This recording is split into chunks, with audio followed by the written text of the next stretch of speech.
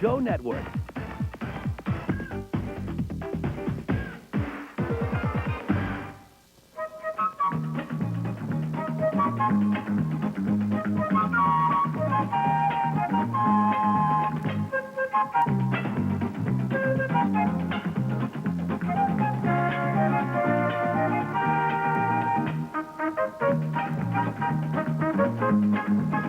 Let's all play What's My Line?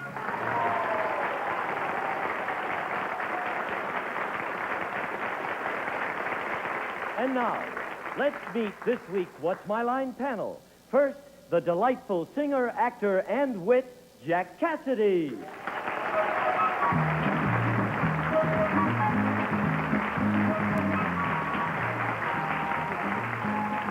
Thank you, Dr. Keene, Tracer of Lost Persons. It's my pleasure to throw a little poetry at you, a lady who tugs at hearts and sets off alarms, who's dripping with wit, and always charms the lovely Joanna Barr.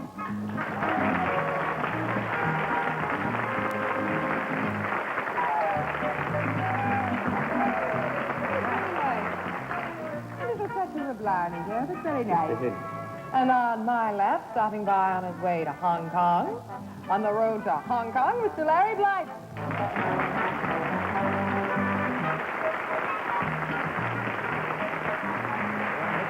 Good night, Chet. Good night, David. Good night, Chet. Good night, David. And on my left is a lady whom I love a lot, Anne Francis.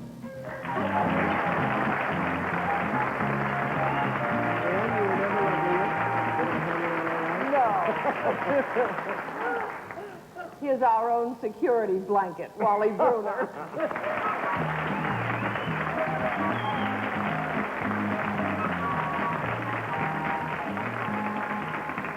I don't know. This must be Friday. The introductions are getting a little weak.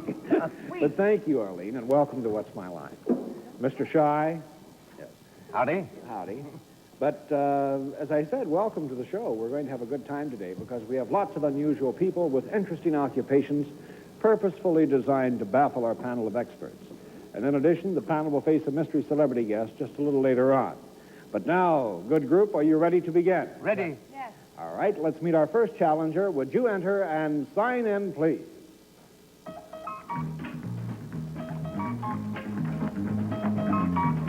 Ruby? Abel?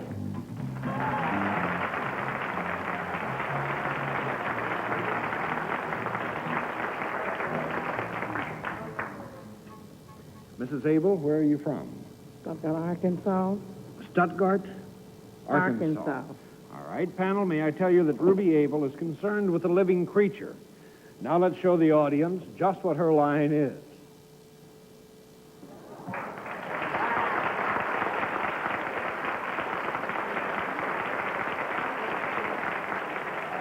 Please remember, panel, Mrs. Abel is concerned with a living creature, and we'll begin the questioning with Larry Blyden. Mrs. Abel, is the living creature that you're concerned with something other than a human? Is it an animal rather than a bird? Or a fish? No. No, that's one down. Arlene. Well, is it a bird? Yes. It's Superman. Is it a bird? Let me say it flies. All right? It flies. Oh, well, is it a fly? No. Is it small? Smaller than my hand? No. That's two down. Mr. Cassidy. Is your bird famous? I mean, would it be possible that we would have seen photographs of your bird? Yes. But I don't think famous in the way you mean. So that's three down. It is not one individual bird that is an actor or something like that, no. Joanna.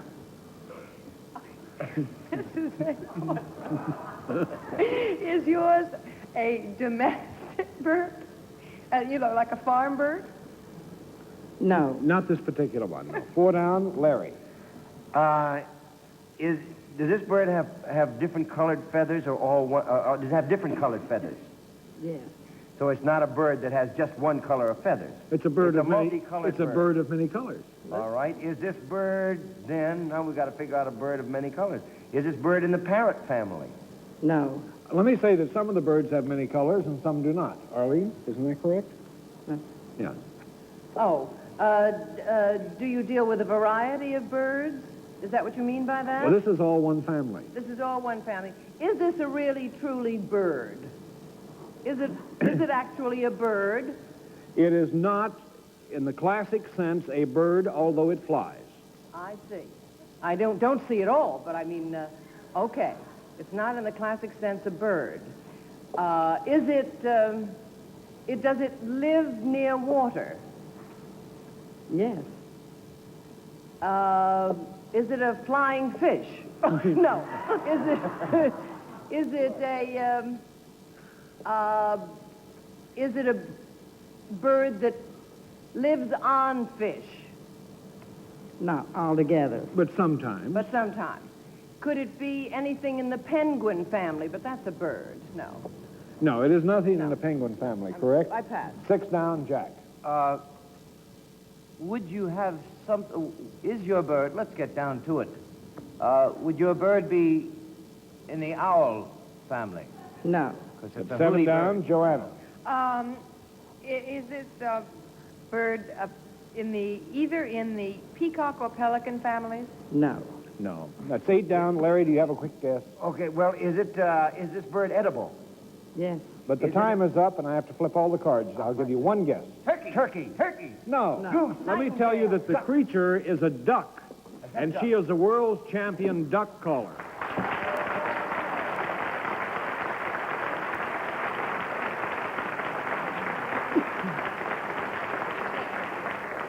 And before someone protests, let me tell you that a duck is a waterfowl.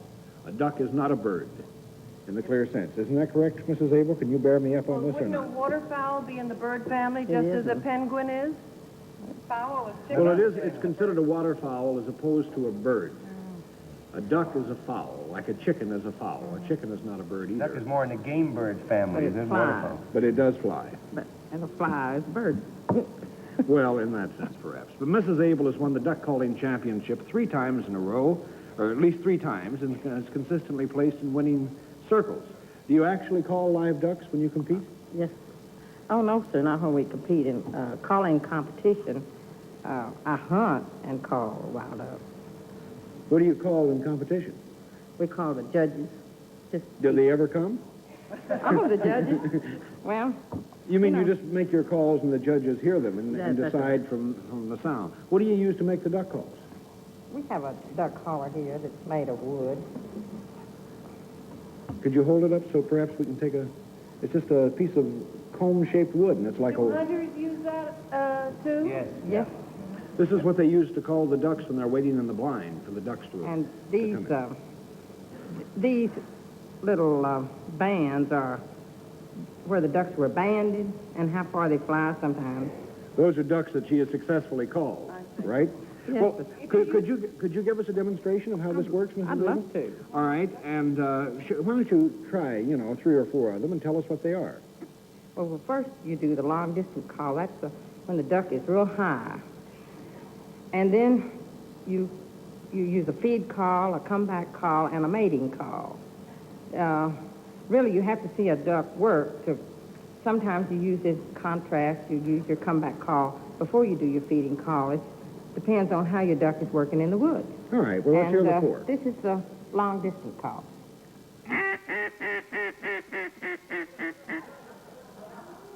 This is the mating call.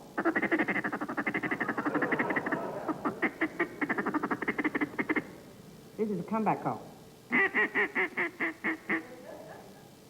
This is the mating call.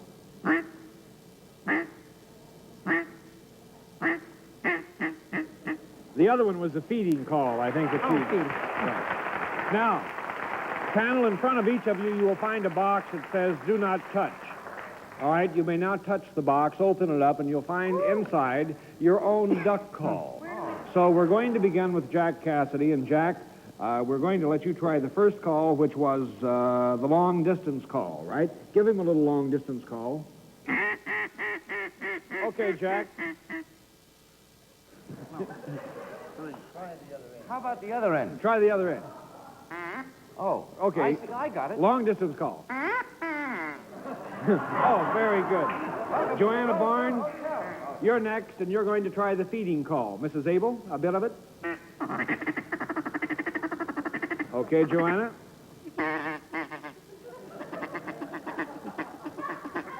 Sounds like Donald Duck. Okay, and Larry, yours is the comeback call. A little comeback call?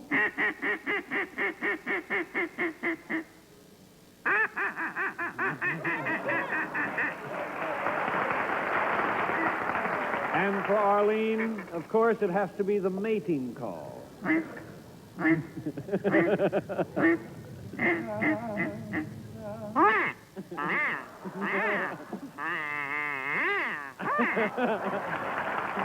you, Mrs. Abel. Oh, it was very much fun having you on the show. Would you go over and say hello to the panel?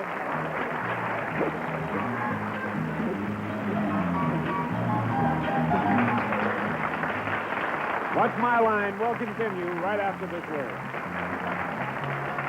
I've never seen a bait that would do all this. Oh, man! What a fish! It's amazing, totally amazing. Whoa! It's unbelievable. Got a big fish. Very impressive. Just is amazing. There's only one fishing lure proven to catch all these fish and virtually every species of game fish in North America. It's the Banjo Minnow, the world's first and only genetic response fishing lure. Hello, everybody. I'm Bill Dance. Well, I'm here to tell you that the Banjo Minnow is truly the most exciting thing I've seen in a mighty long time. Predator fish are genetically programmed to attack and eat crippled, dying minnows. The Banjo Minnow perfectly mimics the spastic action of a wounded minnow. A movement so realistic and so irresistible to predator fish that it can actually trigger a genetic response, compelling them to bite, even when they are not hungry. Both in the wild and at sportsman shows across the country, the Banjo Minnow has proved itself again and again and again that it will outfish every fishing lure in existence today. We had made a fishing lure that actually made fish bite, even if they weren't hungry. And it works. Everywhere you want to fish. I've not missed a fish on the Banjo Minnow. It's just unbelievable. We're still going to have to outlaw it. I was really impressed.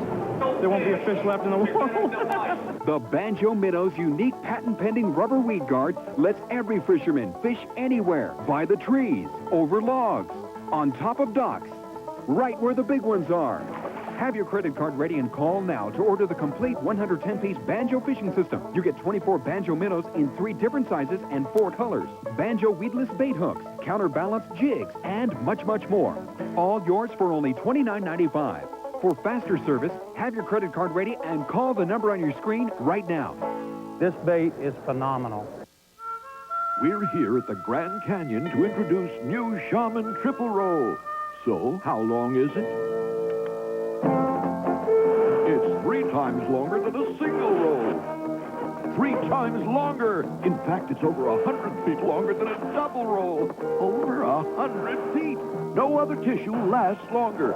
And it's so soft. It's a great combination of softness and length. New Shaman Triple Roll. 3 times longer and it still fits. I don't know. They're still calling ducks over on the panel. Oh, dear, I don't think any of us could get one. One what? Duck. A duck, okay. I Well, let's see if you can get the next challenger that we have. So would you enter and sign in, please?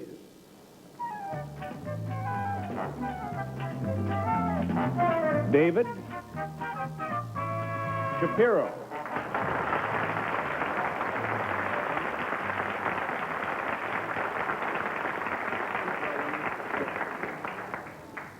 And David Shapiro, where are you from? I'm from Boston, Massachusetts. All right. Panel, may I tell you that David Shapiro is concerned with the product. As a matter of fact, we'll show you the product right now. There it is. Now, I'll tell you that this is a product which helps people do something. And with that information, we did not yet show the audience, so I don't believe what the product is, did we? Let's show the audience exactly what this product is.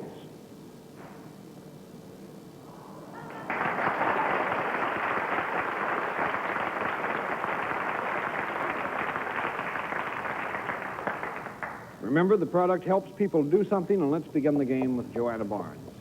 Mr. Shapiro, might I use this product? Yes. a lady person, does it in any way measure anything?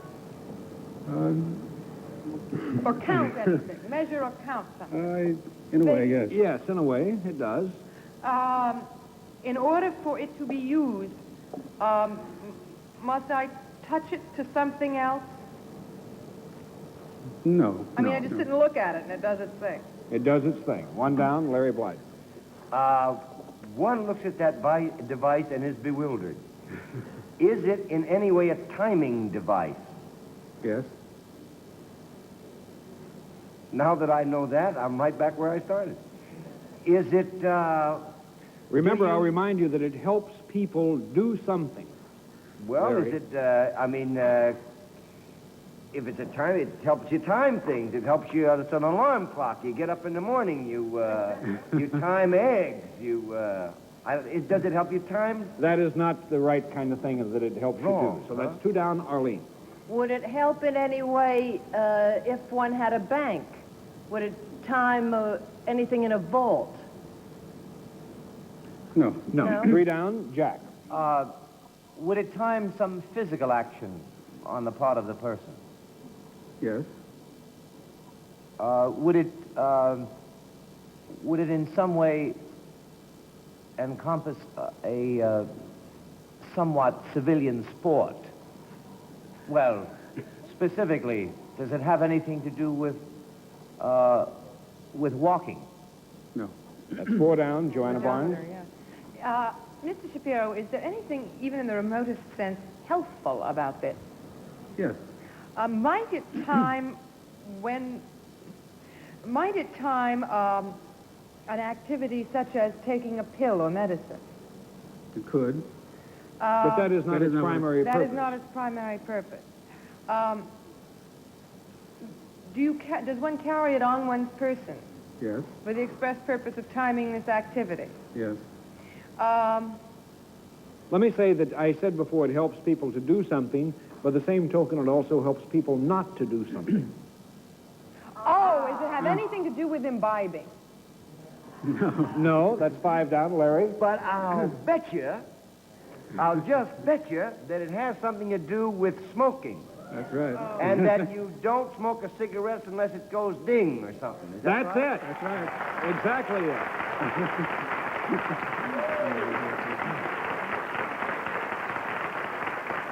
The panel, let me really introduce to you. David Shapiro is actually Dr. David Shapiro, Associate Professor of Psychology at the Harvard Medical School. And he and some associates have developed an anti-smoking device and system which is going to be distributed by their own company called Smoke Less, and which Dr. Shapiro is quick to point out really has no association or connection with Harvard University, right, Doctor? But how does the thing work?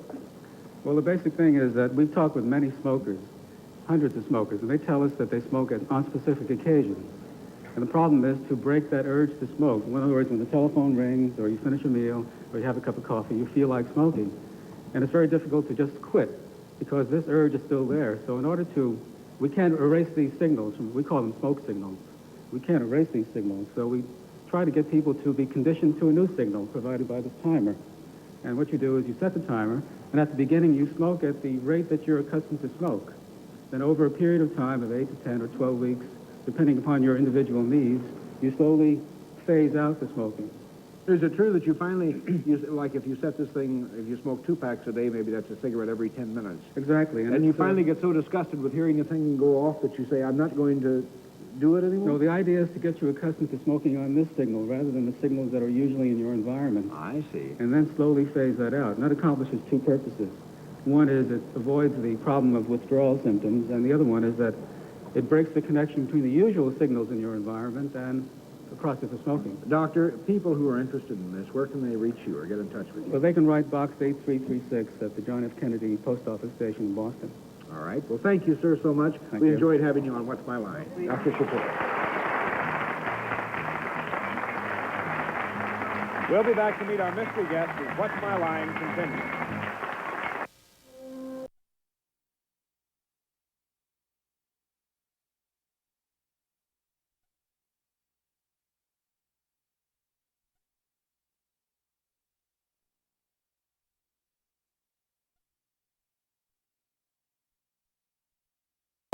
Call the 800 number on your screen and bring home the magic of Michael Flatley, Lord of the Dance. Call now. And once more, we have reached that very special part of What's My Line, the time we meet our mystery guest. Panel of the blindfolds in place. Wallace. All right, mystery challenger, would you enter and sign in, please?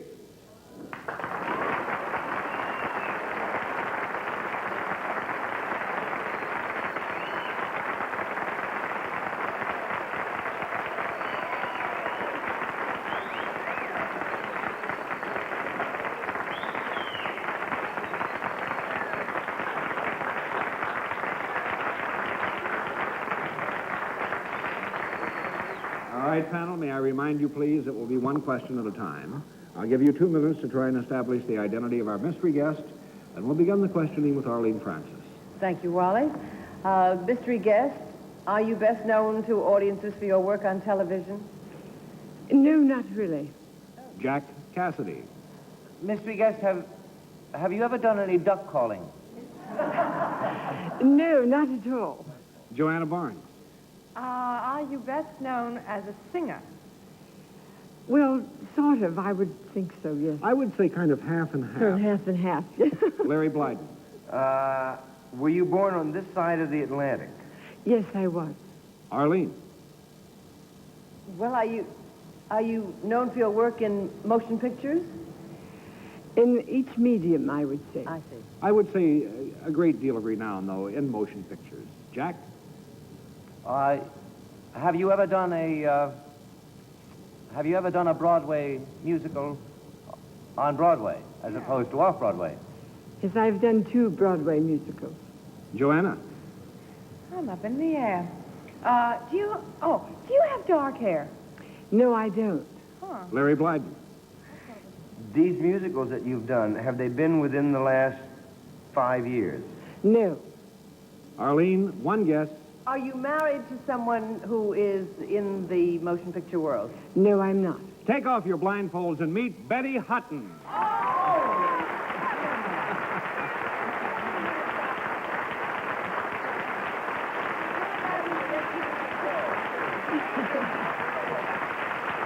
This was one of the times, Betty, when we could have gone on playing the game and had a great deal of fun doing it, Yes. but our time ran out, and I'm so sorry. Well, I'm sorry, too, because I watch your show every day. I'm a housewife, you know. I do the washing and ironing and all that jazz, and I watch your show while I'm ironing. Well, speaking of being a housewife, I understand that, you hear a lot about a lot of different kind of marriages in show business. But I have a rather strange one. Well, tell us about it. Well, I've been married for 10 years. And the first 6 years of marriage, it was kind of rough. And we divorced, but we never quite got to the picking up of the papers. And so we live in separate homes. He lives in Hollywood, and I live in the Valley. And now we get along just great. I advise a his and hers house. But you really share the same house. You just keep 2. We keep 2, that's right.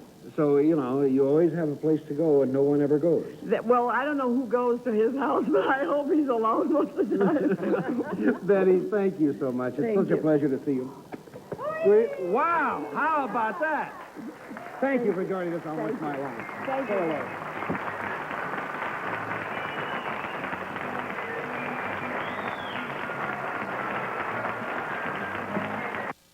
Is it 5/16 or 9/30?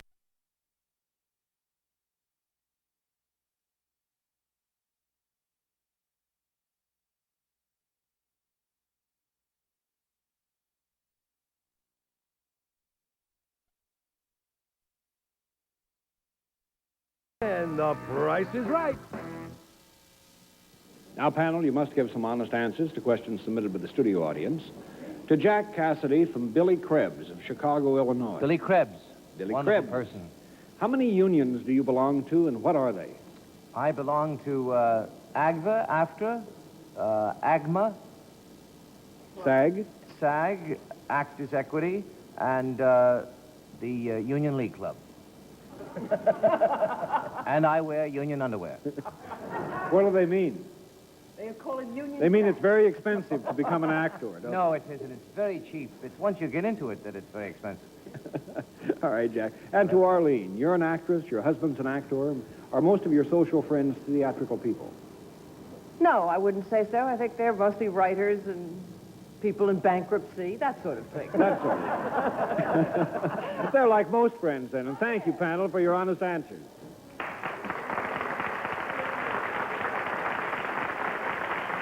That's it for another week. Won't you join us again next week, please, for What's My Line?